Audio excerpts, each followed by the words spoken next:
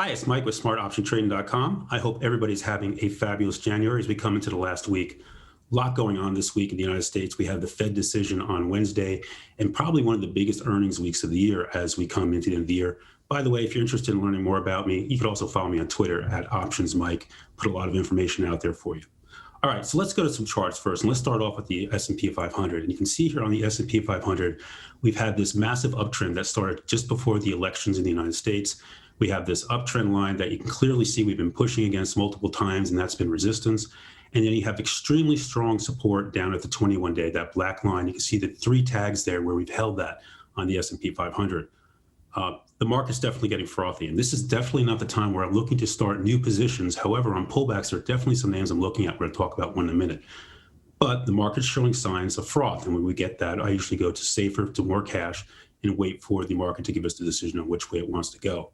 For me to get bearish, we have to break the 21-day. So if we look from the SPY, then we can go to the Qs. And when you look at the NASDAQ, you see a very, very similar type pattern here that has developed with the charts. We have this uptrend. We put a new all-time high last week. In fact, this morning, we just put a new all-time high in pre-market. And we have very strong support on the 21-day with Apple and Tesla and Microsoft and Facebook and AMD, among others this week. It's going to be a big week and a big test of tech. We should know what's really going on there this week. You know, if this market's going to continue to be strong, tech is probably going to lead. So we'll keep an eye on the NASDAQ specifically this week to see if this one has the strength to keep this market ride going, or if we're going to start to see some weakness in a correction or a pullback, a healthy one. I'm not talking the end of the markets. I'm talking some type of pullback corrective activity. So what else do we have going on? Let's go to Intel, guys. And I want to talk to you about Intel because this is one of the names I had in my outperform list this year. And you can see it's already on the daily chart. It already went. It had a great amount of risk versus reward. You have strong support down at that 43, 44 level. You can see that on that red line. And that was the area we tried to buy into it. Unfortunately, Intel didn't wait around. Intel started to go because we had activist activity in there. And then last week, a week and a half ago, they announced a CEO transition. This is huge for Intel. The previous CEO wasn't getting the job done. They have yet to really be able to get up and keep up with AMD in terms of technology. They're still struggling to get their 7-nanometer technology out, which AMD's now had out for a couple of years. So the good news is Intel went up, hit my target 1 and hit my target 2. The bad news is Intel is still Intel, and on their earnings report, they did not deliver moving production to Taiwan Semi or Samsung to try to get them the jump started.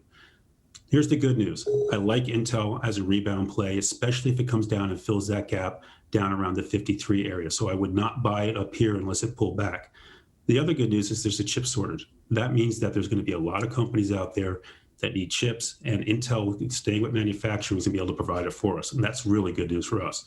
So what we need to see is Intel do a turnaround. So for me here, I wouldn't chase Intel up here.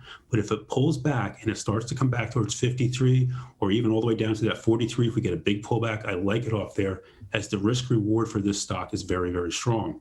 If you take it one step forward to the weekly chart, you can see here, this thing's been a long consolidation pattern.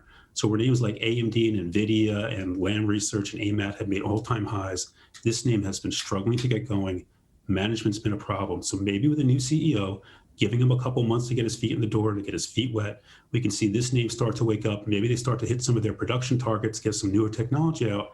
And you can see off that support trend down around that 45 area, this becomes very, very attractive. We broke the downtrend here on the weekly chart. You can see it starting to move its way back up. So this is a name I definitely want to keep in my focus list on any pullbacks in the market at this point. So going forward, a little froth here in the market. We're getting a little bit extended along the tooth. It's been a long run since the early parts of November. Here we're coming up on February. Look for maybe the market to do some pullbacks, some consolidation of this big move, and then we'll look to buy that dip. Thanks everybody for listening. This is Mike with smartoptiontrading.com, and you can get a hold of me on Twitter at OptionsMike.